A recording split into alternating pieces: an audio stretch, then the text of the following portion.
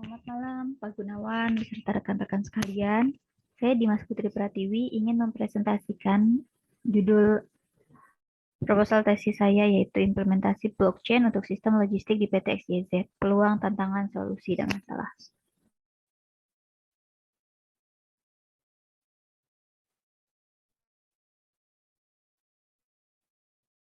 Pendahuluan dari proposal ini, yang pertama adalah latar belakang, rumusan masalah, tujuan penelitian, manfaat penelitian, serta ruang lingkup penelitian. Latar belakang masalah sendiri, yang pertama, adanya perang dagang antara Amerika dan China, serta wabah COVID-19 yang menyebabkan terhambatnya proses logistik barang dari HQ ke Indonesia. Yang kedua, Indonesia juga merupakan negara kepulauan, sehingga menyebabkan proses logistik menjadi kompleks. Yang ketiga, peningkatan efisiensi operasional logistik yang melibatkan banyak pihak terkait dengan kondisi yang sangat dinamis. Dan yang keempat, yaitu tingginya kos logistik karena tidak adanya transparansi data selama ini. Adapun rumusan masalah dari proposal tesis ini, yang pertama, apa saja sih faktor yang mempengaruhi tingkat keberhasilan penerapan blockchain pada sistem logistik? Yang kedua, apa saja kelemahan serta kelebihan penerapan blockchain pada sistem logistik? Dan yang ketiga, melihat apakah ada model bisnis yang cocok dan dapat diterapkan untuk blockchain pada sistem logistik. Tujuan penelitian ini sendiri yaitu mengidentifikasi apakah terdapat pengaruh signifikan jika diterapkan sistem blockchain pada PT XYZ dan apakah penerapan sistem blockchain dapat membantu mengatasi masalah-masalah logistik yang selama ini terjadi, yaitu diantaranya seperti kurangnya pasokan, terhambatnya proses delivery barang, dan lain sebagainya. Selanjutnya, diharapkan dengan analisa pengaruh blockchain pada sistem logistik ini dapat memberikan pemahaman yang baik dan untuk kedepannya mungkin akan dikembangkan penelitian lanjutan terhadap manfaat serta model bisnis yang baik yang mungkin bisa dibuat lebih real ke depannya. Manfaat dari penelitian ini sendiri yaitu meningkatkan visibilitas serta traceability pada proses logistik itu sendiri. Yang kedua, memudahkan sistem pencatatan transaksi logistik. Yang ketiga, membuat transaksi logistik lebih transparan, efisien, dan lebih aman. Dan yang keempat, yaitu memangkas biaya-biaya logistik yang tidak diperlukan atau dengan kata lain, menghemat biaya logistik. Ruang lingkup dari penelitian ini sendiri terbagi tiga, yaitu penelitian ini hanya terbatas pada proses analisa proses bisnis saja, karena aktualnya sistem blockchain ini sendiri masih belum dibuat di perusahaan. Yang kedua, penelitian terkait pengaruh penerapan blockchain ini hanya dilakukan pada proses logistik distribusi barang jadi saja, dan tidak membahas proses logistik pada penyediaan bahan bakunya. Yang ketiga, proses penelitiannya sendiri dilakukan dengan wawancara kepada stakeholder perusahaan yang bersinggungan dengan proses logistik di perusahaan ini. Studi literatur pada penelitian ini masih sedikit ya. Bisa dilihat ada logistik, blockchain, dan smart contract. Mungkin studi literatur ini masih dalam tahap pengembangan.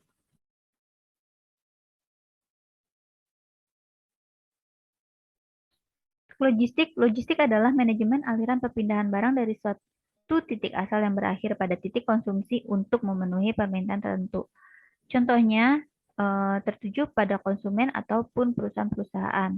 Bisa dilihat dari gambar di bawah ini, terdapat proses logistik yaitu pemasok mengirim barang ke pabrik menggunakan kurir, selanjutnya kurir mengirim barang yang sudah jadi kepada distributor juga menggunakan kurir, selanjutnya dari distributor barang tersebut akan dilanjutkan dikirimkan kepada pelanggan dan menggunakan kurir kembali. Untuk blockchain merupakan database terdistribusi yang mencatat setiap terjadinya transaksi atau pertukaran dalam setiap blok dan dilindungi dengan metode keamanan kriptografi sehingga aman dan tidak dapat mudah diubah nilainya. Ilustrasinya seperti gambar di samping. Cara kerja blockchain sendiri yaitu A ingin mengirim uang kepada B. Transaksi yang terjadi akan direpresentasikan online sebagai sebuah blok. Selanjutnya, blok tersebut akan membroadcast sinyal kepada device melalui jaringan pada setiap device. Selanjutnya, setiap device tersebut akan memvalidasi transaksi tersebut apakah valid atau tidak. Jika valid, maka eh, blok yang berisi transaksi tersebut akan dilanjutkan kembali atau dihubungkan menggunakan rantai atau chain dan dikirimkan kepada tujuan. Di sini yaitu A, uang A dikirimkan kepada dompet B. Smart contract. Smart contract merupakan skrip eksekutor otomatis yang ada di dalam blockchain. Smart contract juga merupakan sebuah program kecil yang ada di dalam blockchain dan terprogram untuk secara otomatis melakukan aktivitas yang sudah diatur apabila suatu syarat atau kondisi tertentu tercapai.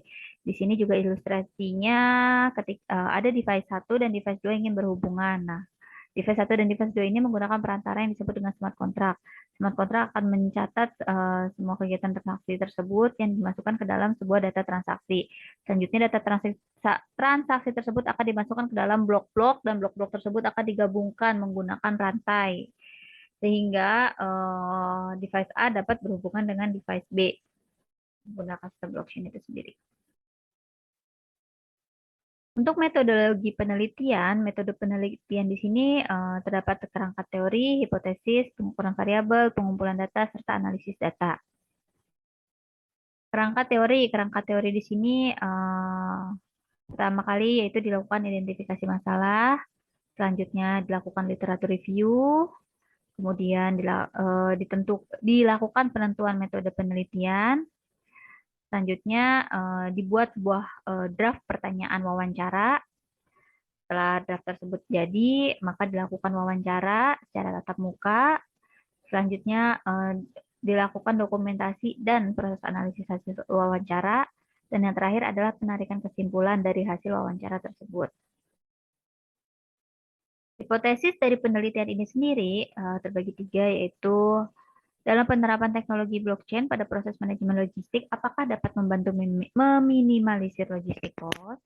Yang kedua, memungkinkah penerapan blockchain dapat membantu meminimalisir isu yang sering terjadi selama ini karena adanya blockchain sendiri terdapat transparansi data. Dan apakah dalam penerapan blockchain ini juga dapat mempercepat proses logistik perusahaan? Yang ketiga, dalam penerapan teknologi blockchain, apakah juga dapat terus mendistrupsi bisnis untuk meningkatkan kinerja yang optimal? Pengukuran variabel dari penelitian ini yang pertama yaitu dilakukan pemetaan aktivitas logistik, pemetaan masalah logistik, pemetaan manfaat logistik, dan pemetaan risiko blockchain. Dari keseluruhan pemetaan tersebut dibuatlah agregat faktor potensial.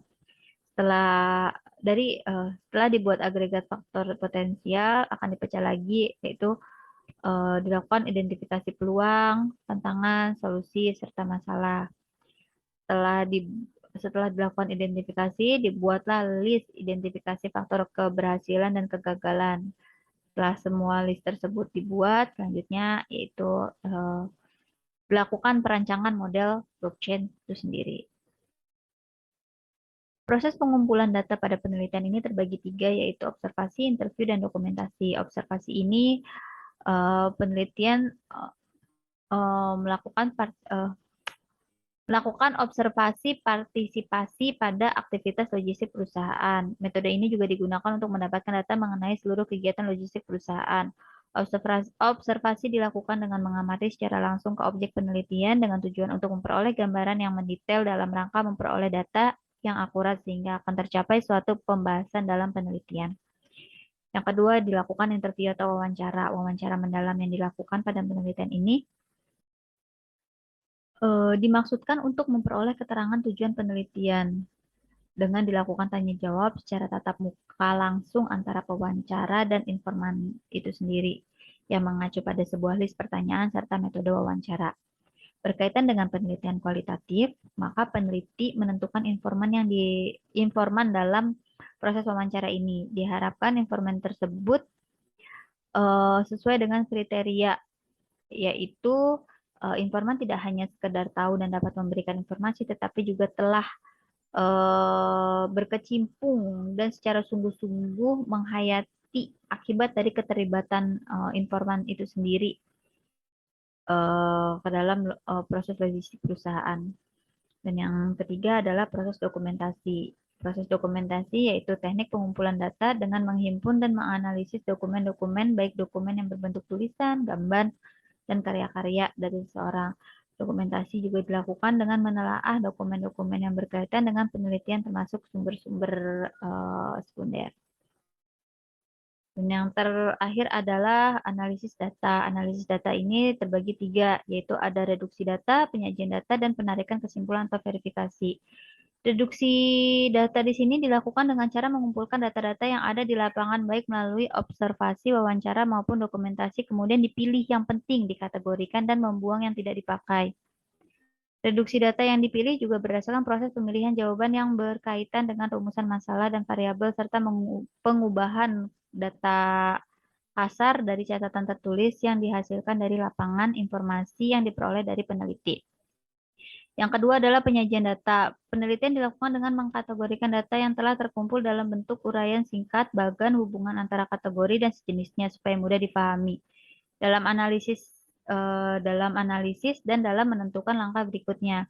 Display data atau penyajian data yaitu merupakan aktivitas penyajian hasil penelitian oleh peneliti dalam mengambil kesimpulan.